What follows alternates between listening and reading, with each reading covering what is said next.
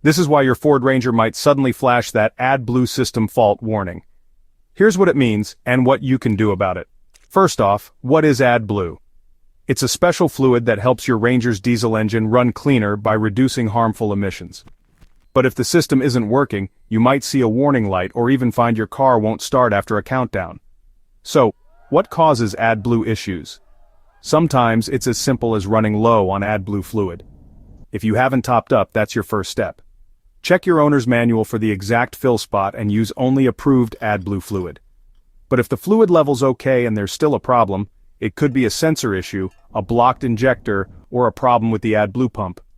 In cold weather, AdBlue can even freeze, setting off system faults. What can you do? First, refill the AdBlue tank if it's low. Next, restart your engine. Sometimes the warning resets on its own.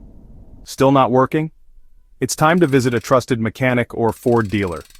They can check for error codes and run diagnostics to pinpoint the problem. Ignoring AdBlue system faults can lead to your Ranger refusing to start. So don't wait.